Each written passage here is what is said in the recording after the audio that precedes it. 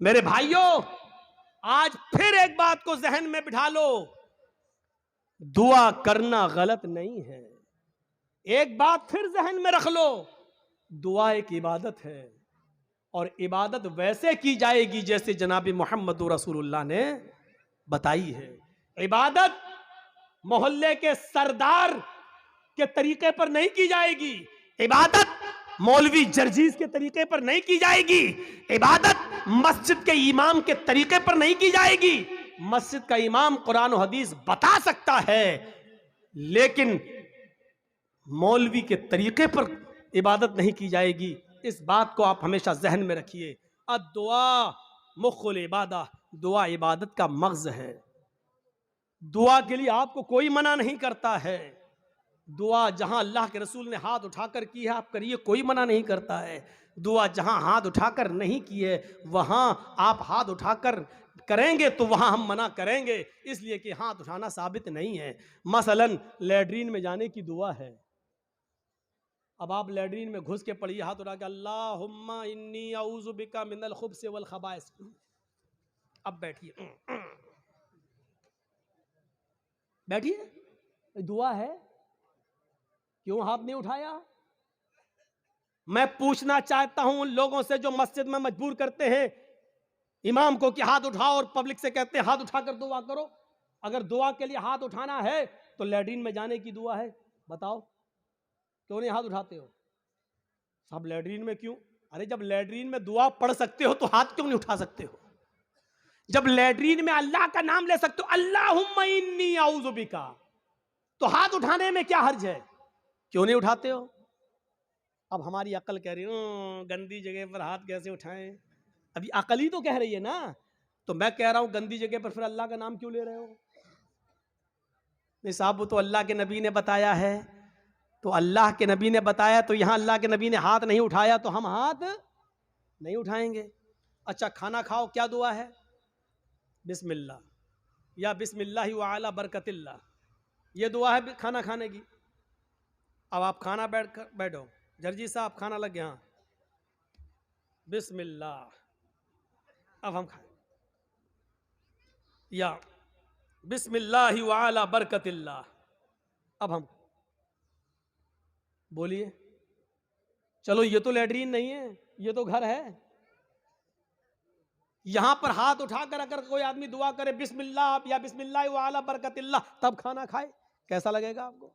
क्यों नहीं उठाते हो? ये भी तो दुआ ही है। साहब अल्लाह के नबी ने नहीं उठाए इसलिए हम नहीं उठाए। आ गई ना बात वही, जहां नबी ने उठाया वहां उठाओ। हम भी तो यही कह रहे हैं, जहां नबी ने नहीं उठाया वहां मत उठाओ। हम भी तो आपसे यही कह रहे हैं। अच्छा, वुजू बनाया, क्या दुआ पढ़ते हो? बिस्मिल्लाह। वुजू के बाद क्या दुआ पढ़ते हो? अशहदु अल्ला इलाहा इल्लल्लाह व अशहदु अन्ना मुहम्मदन अब्दुहु व रसूलुहु अल्लाहुम्मा जअलनी मिनत तव्वाबीन व जअलनी मिनल मुततहिरीन, यही दुआ तो पढ़ते हो। अच्छा, वुजू बनाने के बाद किसी को देखा, पैर धुलने के बाद आया हो, किबले की तरफ मुंह करके अशहदु अल्ला इलाहा इल्लल्लाह वहदहु ला शरीका लहु व अशहदु अन्ना मुहम्मदन अब्दुहु व रसूलुहु अल्लाहुम्मा जअलनी मिनत तव्वाबीन व जअलनी मिनल मुततहिरीन। मैं पूछना चाहता हूं क्यों नहीं हाथ उठाते हो? यहां वुजू के बाद की दुआ है, हाथ उठाना साबित नहीं है।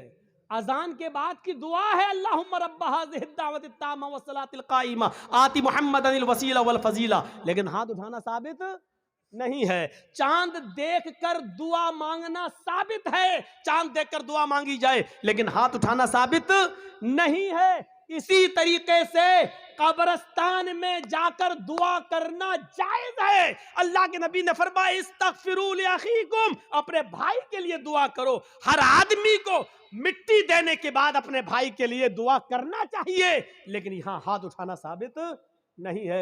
जैसे इन जगहों पर हाथ उठाना साबित नहीं है, ऐसे ही कब्रिस्तान में भी हाथ उठाकर दुआ करना साबित नहीं। या है तो हमें बताओ कहां है? नहीं साहब, उठा लें तो हर्ज क्या है? अब इसका जवाब सुनो। अरे हमने हाथ उठाकर दुआ कर ली तो हर्ज क्या है? तो अब मुझे जवाब दो, लैट्रीन में हमने कह दिया हाथ उठाकर अल्लाहुम्मा इन्नी औज़ु बिका मिनल खुब्स वल खबाइस, तो हर्ज क्या है? मुझे इतना बता दो। अजान के बाद हमने हाथ उठाकर दुआ मांग ली है, अशहदु अल्ला इलाहा इल्लल्लाह, हर्ज क्या है? मुझे बता दो। यहां आपको हर्ज लगता है, मुझे कब्रिस्तान में हाथ उठाकर दुआ मांगने में हर्ज लगता है। क्यों इस्लाम को अपने और अपने बाप दादा के तरीके पर चलाना चाहते हो? इस्लाम चलेगा तो सिर्फ फातिमा के बाप के तरीके पर चलेगा। इस्लाम न तुम्हारे तरीके पर चलेगा, न मेरे, न तुम्हारे बाप के तरीके पर चलेगा, न मौलवी जर्जीज के बाप के तरीके पर चलेगा। इस्लाम चलेगा तो जनाब मोहम्मद रसूलुल्लाह के तरीके पर चलेगा। आपको नमाज पढ़ने के बाद दुआ से कोई नहीं रोकता। यकीन मानिए, नमाज पढ़ने के बाद आप दुआ करिए, हम आपको नहीं रोकते हैं। अच्छा अमल है नमाज पढ़ना, और नमाज के बाद दुआ मांगना अच्छा अमल है। मांगिए, मांगिए, मना नहीं किया जा रहा है। लेकिन यहां अल्लाह के रसूल से हाथ उठाकर दुआ मांगना, और नबी के हाथ उठाने के बाद सहाबा का हाथ उठाना, और नबी का हाथ चेहरे पर फेर कर पहनना, और उसके बाद सहाबा का भी हाथ चेहरे पर फेर लेना, नबी का दुआ मांगना और सहाबा का उस दुआ पर आमीन आमीन कहना, यहां नमाज के बाद साबित नहीं है। इसलिए आपको भी ऐसा नहीं करना है। अकेले आप जितनी लंबी दुआ मांगना चाहे मांगे। आपकी बेटी बड़ी है, शादी के रिश्ते आते टूट जाते हैं, नमाज के बाद दुआ मांगिए, अल्लाह मेरी बेटी को कोई दीनदार रिश्ता अता फरमा दे। आपकी रोजी रोटी में बरकत नहीं, अल्लाह मुझे मेरी रोजी रोटी में बरकत दे। आपको जितनी दुआ मांगना मांगो, ये 2 मिनट वाली दुआ को रस्म मत बनाओ मेरे भाइयों। इमाम साहब ने कहा अस्सलाम वालेकुम रहमतुल्लाह, अस्सलाम वालेकुम रहमतुल्लाह, अल्लाहुम्मा आमीन, आमीन, पीछे कर आमीन आमीन आमीन आमीन। अबे ये कौन सी दुआ है? और 2 मिनट में ला इलाहा इल्लल्लाह मुहम्मदुर रसूलुल्लाह, 2 मिनट में तेरी भी जरूरत पूरी हो गई, 2 मिनट में उसकी भी हो गई। वहां इमाम कह रहा अल्लाह मेरी रोजी रोटी में बरकत दे, आप कह रहे हैं आमीन। अरे फायदा तो इमाम का हो रहा, आपका क्या हो रहा है मुझे बताओ? वो इमाम तो अपनी दुआ कर रहा है?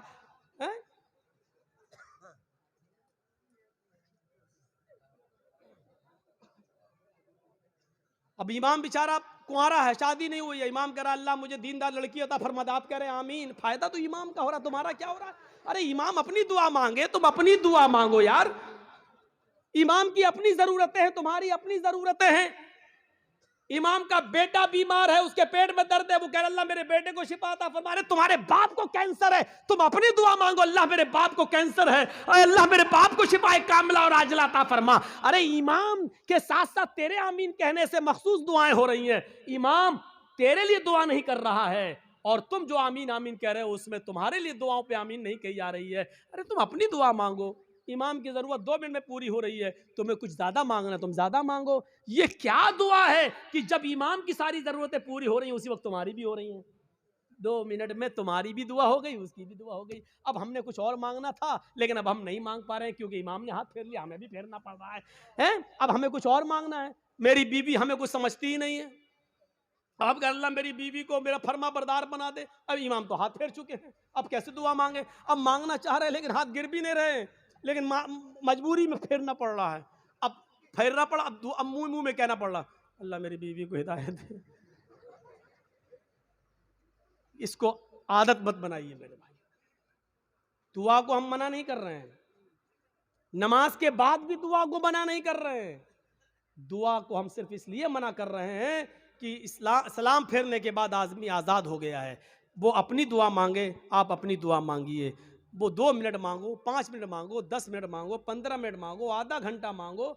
और दुआ तो मेरे भाइयों मजमे में है, सही बताऊं तो दुआ का हक अदा ही नहीं होता है। दुआ का हक अदा तो तन्हाई में होता है, जब कोई ना देख रहा हो, 2 रकात नमाज पढ़ के अपने आप को सबसे छिपा कर, रो रो कर, आंखों से आंसू बहा बहा कर दुआ की जाए, तब दुआ का मजा कुछ और है। मेरे भाइयों ये दुआ का मजाक है। अल्लाह गांव में बहुत ज्यादा लफड़ा, अल्लाह मेरे गांव में बरकत दे, अल्लाह मेरे चौधरी को समझा दे, अल्लाह मेरे ये आमीन आमीन मोहम्मद रसूलुल्लाह। ये दुआ का मजाक है यार, मत बनाओ मजाक। इतना मजाक दुआ का कभी नहीं बनाया गया जितना हम दुआ का मजाक बना रहे हैं। हाथ उठाकर भी मांग सकते हो, लेकिन अकेले तन्हा। कब्रिस्तान में दुआ मांगने का हुक्म है और हर शख्स को दुआ मांगना चाहिए, लेकिन वहां हाथ उठाना साबित नहीं है। वहां सिर्फ हुक्म यह इस्तगफिरू लिअखीकुम, अपने भाई के लिए दुआ करो, सिर्फ दुआ है। अगर हाथ उठाना होता तो अल्लाह के नबी कहते अपने भाई के लिए दोनों हाथ उठाकर दुआ करो, और यह आता कि अल्लाह के रसूल ने फला फला के दफनाने के बाद आपने दोनों हाथ उठाकर दुआ की है, आता हदीस में, लेकिन हदीस की किसी किताब में नहीं आया अल्लाह के रसूल ने किसी भी सहाबी को दफन करने के बाद अपने हाथों को उठाकर दुआ की हो, कहीं नहीं आता है। हाँ, ये आया कि अल्लाह के रसूल ने कब्र में सहाबी को दफन करने के बाद सहाबा से फरमाया इस्तगफिरू लिअखीकुम, अपने भाई के लिए दुआ करो। आप चाहते तो कह सकते थे मैं दुआ कर रहा हूं, आप लोग आमीन आमीन बोलो, अल्लाह जिसका इंतकाल हुआ उसके रूह को आला इल्लीन के अंदर जगह अता फरमा, अल्लाह उसके पसमानदगान को सब्र जमील अता फरमा। आप चाहते तो कब्रिस्तान में सब दुआ कर सकते थे, लेकिन आपने न की ऐसे और न लोगों ने आमीन कहा, बल्कि आपने सबको हुक्म दिया कि तुम अपने भाई के लिए दुआ करो, यानी तुम अपनी दुआ करो, हम अपनी दुआ कर रहे हैं, दुआ सब करें लेकिन अलग अलग करें, और हाथ उठाना यहां साबित नहीं है, इसलिए हाथ ना उठाया जाए। सीधी सी बात है। अब फिर हुक्म यह है कि आप किसी भी मैयत के लिए कभी भी किसी भी वक्त दुआ कर सकते हैं, लेकिन चंद लोगों को इकट्ठा करके मैयत के घर जाकर उसको सब्र की तलकीन करने के बाद, भोज वोज खाने के बाद या दुआ करने के बाद भोज खिलाया जाता है। मुझे नहीं मालूम आपके यहाँ क्या होता है। और वहां घर पे जाने के बाद फिर इमाम साहब दुआ करते हैं और उस घर के सब लोग आमीन आमीन कहते हैं। मेरे भाइयों, बिदात है, बिदात है, बिदात है। इस बुरी रस्म को बंद करिए, इस नौटंकी को बंद कीजिए। मैं इसको नौटंकी कहता हूं।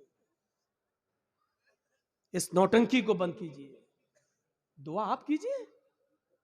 अरे बीवी, अगर शौहर मर गया है तो बीवी शौहर के लिए दुआ करे, बाप मर गया तो बेटा शौहर अपने बाप के लिए दुआ करे। अरे सदका जारिया सबसे बेहतर यही है कि बेटा अपने बाप को अपनी दुआओं में याद रखे, कुछ दुआएं अपने लिए मांगे, फिर कहे अल्लाह मेरे वालिद को की कब्र को नूर से भर दे, अल्लाह मेरे वालिद की मगफिरत फरमा, अल्लाह मेरे माँ बाप के गुनाह को की बख्शिश फरमा, अल्लाह उनकी लग़्ज़िशों को माफ फरमा दे, अल्लाह तो उनको जन्नतुल फिरदौस में जगह अता फरमा। ये है दुआ। बीवी शौहर के लिए दुआ करे, बेटा बाप के लिए करे, बाप बेटे के लिए करे, भाई बहन के लिए करे, बहन भाई के लिए करे। किसने मना किया है? आप जा रहे हैं कब्रिस्तान, जाइए, रोज जाकर दुआ करिए, कौन मना कर रहा है? हफ्ते में एक दिन जाकर दुआ कीजिए, कौन मना कर रहा है? महीने में एक दिन जाइए और अपने बाप के लिए हाथ उठाकर नहीं, हाथ छोड़कर कब्र पर खड़े होकर कब्र के पास दुआ मांगी, कौन रोकता है? नहीं। लेकिन आप पूरे साल ना जाएं, सिर्फ ईद के दिन ईद की नमाज पढ़ने के बाद कब्र पर जाकर दुआ मांगे और इसको मामूल बना लें, यह गलत है। आप किसी दिन को मुतय्यन करके दुआ करेंगे तो वही चीज बिदअत हो जाती है। आप आज मांग लीजिए, कल मांगिए, 2-4 दिन बाद मांग लीजिए, मुतय्यन मत करिए, रोज दुआ मांगिए कब्र पे जाके, कोई मना नहीं करता है। और कब्र पे जाके दुआ इसलिए मांगने जाइए आप कि वहां जाएंगे तो आपको अपनी मौत याद आएगी, वरना दुआ मांगने के लिए कब्र पे जाना जरूरी नहीं है। दुआ के लिए आप अपने घर से भी दुआ कर सकते हैं। मेरे भाइयों, मेरे बाप इटावा में हैं और मेरे पास फोन आ जाए और वो बीमार, मैं इस जलसे में भी दुआ कर सकता हूं। आपके डिस्ट्रिक्ट मालदा में रहकर क्या मेरे लिए दुआ करो। आपसे भी कह सकते हैं कि मेरे वालिद के लिए दुआ करो कि अल्लाह ताला में जर्जी साहब के वालिद को शिफाए कामला और आजला अता फरमाए। कोई बुराई की बात नहीं है। दुआ के लिए किसी के घर जाकर ही दुआ की जाए या कब्रिस्तान जाकर दुआ की जाए, ये जरूरी नहीं है। लेकिन अगर आप जाएंगे तो आपको अपनी मौत भी याद आएगी कि एक दिन हमको भी इस जगह आना है, इसलिए आप अगर जाते हैं तो ठीक है। इसी तरीके से मेरे भाइयों, याद रखिएगा, कोई भी काम हो अगर शरीयत की रोशनी में ठीक है तो करेगा। बहुत से लोग क्या करते हैं, बेटे का खतना हो रहा है, खाना दावत कहते हैं, साहब आज दावत है आपकी। किस बात की दावत? बच्चे का खतना करा रहे हैं। याद रखना, इस्लाम के अंदर सिर्फ 2 ही खाने को जायज करार दिया और उसका हुक्म है, एक वलीमा, शादी के बाद बीवी जब घर पे आए तो उस बीवी के साथ एक रात गुजारने के बाद दूसरे दिन वलीमा करना। बहुत से लोग ये कहते हैं कि बीवी के साथ जब तक मुजामियत या हम बिस्तरी ना कर ली जाए वलीमा नहीं। बीवी आ गई, रात आप उसके साथ बैठ गए, 2-4 गुफ्तगू हो गई, बातें हो गई, बस हो गया। उसके बाद सुबह होकर आप वलीमा कर सकते हैं, जायज़ है आपके लिए। अगर सोहबत और हम बिस्तरी हो जाए तो और अच्छी बात है, ठीक है। उसके बाद दुआ करिए और वलीमा करिए, ठीक। एक तो वलीमा सुन्नत है। दूसरी बात सुन लीजिए, लड़की वाले के यहां खाने का कोई सबूत नहीं है। जिसको चोर और डाकू बन के जाना हो वो जाए। लड़की वाले को न खिलाने का हुक्म है, न लड़की वाले के यहां जबरदस्ती बैठकर खाने का हुक्म है, न शरीयत ने लड़की वाले को खिलाने का मुकल्लफ बनाया है। वलीमे को सुन्नत कहा है। एक सहाबी अल्लाह के नबी के पास आए, आपने देखा उनके कपड़ों पर कुछ पीलापन है, जाफरान लगी हुई है, खुशबू आ रही है। आपने कहा ये क्या? कहा अल्लाह के नबी शादी कर ले। अच्छा, सैयबा से या बाकिरा से, कुंवारी या शादीशुदा थी, तलाकशुदा? कहा अल्लाह के नबी बाकिरा तो नहीं है, कुंवारी, लेकिन हाँ एक बेवा से शादी की जिसका शौहर इंतकाल हो चुका। ऐसा क्यों किया? कुंवारी से शादी करते। कहा अल्लाह के नबी मेरे माँ बाप का इंतकाल हो चुका है और वो इस दुनिया में नहीं है। मेरी छोटी छोटी बहनें हैं, मेरी छोटी छोटी बहनें हैं। मैंने सोचा कि एक ऐसी औरत से निकाह करूं जिसको बच्चे पालने की महारत हो, तजर्बा हो, ताकि वो मेरी बहनों की अच्छी तरबियत कर सके। इस मकसद से मैंने शादी की। आपने कहा अच्छा कोई बात नहीं, वलीमा किया? कहा नहीं। आपने कहा वलीमा करो, देखिए हुक्म है, औलिम वलो बिशातिन, वलीमा करो। अगर ज़्यादा ताकत नहीं तो एक बकरी ही का करो, लेकिन करो। वलीमा करने से लोगों को पता चल जाएगा कि इसकी शादी हुई है, ये लोग नाजायज़ तरीके से नहीं रह रहे हैं, जायज़ तरीके से रह रहे हैं। वलीमे का हुक्म है, वलीमा करना चाहिए। एक ये खाना, उसका हुक्म मौजूद है। और दूसरा अकीका। अकीके की 2 शक्लें होती हैं।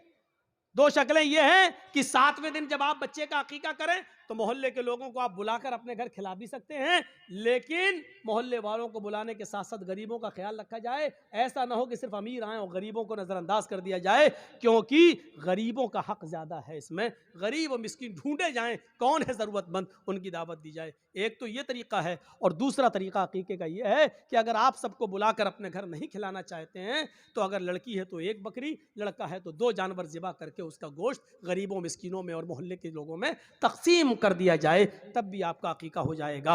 अपने घर खिला भी सकते हैं। ये एक अकीका। अकीके के अलावा, वलीमे के अलावा और कोई खाने का हुक्म और सबूत नहीं है हदीस के अंदर।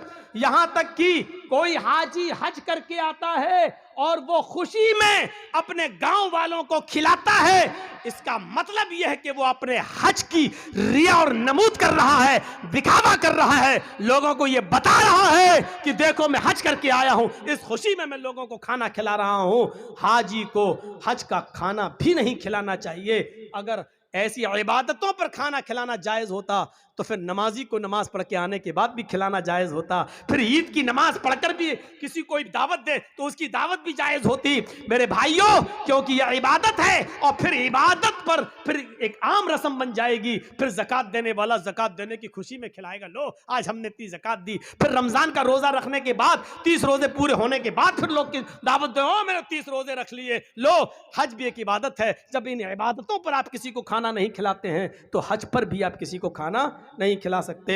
जब हज जैसी इबादत पर खाना नहीं खिला सकते तो फिर खतने का खाना कैसे जायज़ हो सकता है? मेरे प्यारे साथियों, खतने का खाना जायज़ नहीं है, ना खतने की दावत जायज़ है। हाँ, अगर अकीके वाले दिन ही आप बच्चे का खतना कर रहे हैं तो लोगों को अकीके की दावत दीजिए, खतने की दावत मत दीजिए। और ये कहिए कि हमारे यहाँ अकीका हो रहा है, अकीके का खाना खाइए। और मैं खतने का नहीं, खतने की अगर कोई दावत देता है तो आप उस दावत को रिजेक्ट करिए और उस खतने की दावत में आप मत जाइए, क्योंकि खतने की दावत में शिरकत करना जायज़ नहीं है। मेरे प्यारे साथियों, ये चंद बुनियादी मसाइल थे जो मैंने छेड़ दिए हैं आपके कहने पर, लोगों के बताने पर। मुझे उम्मीद है कि अब आपकी आपकी अक्ल में अच्छी तरह बैठ गए होंगे। हम अल्लाह से दुआ करते हैं कि बारे अल्लाह हमारी ख़ताओं को माफ़ फरमा दे, गुनाहों को बख्श दे, हमारे अंदर ईमान की कैफियत पैदा फरमा दे, ईमान की ताकत हमारे अंदर पैदा फरमा दे। और फिर वही दुआ कि अल्लाह जब तक तू हमें ज़िंदा रख, इस्लाम पे ज़िंदा रखना, और जब हमारा ख़ात्मा हो तो ईमान पर हमारा ख़ात्मा फरमाना। वमा अलैना इल्लल बलागुल मुबीन व आखिरु दअवाना अनिल हम्दुलिल्लाहि रब्बिल आलमीन। अस्सलामु अलैकुम व रहमतुल्लाहि व बरकातुहू। अब जिसको कलेक्शन करना हो वो कर ले। कौन है भाई कलेक्शन है? नहीं नहीं नहीं, गोरू वोरू का कोई अकीका नहीं, सिर्फ बकरी बकरा बस।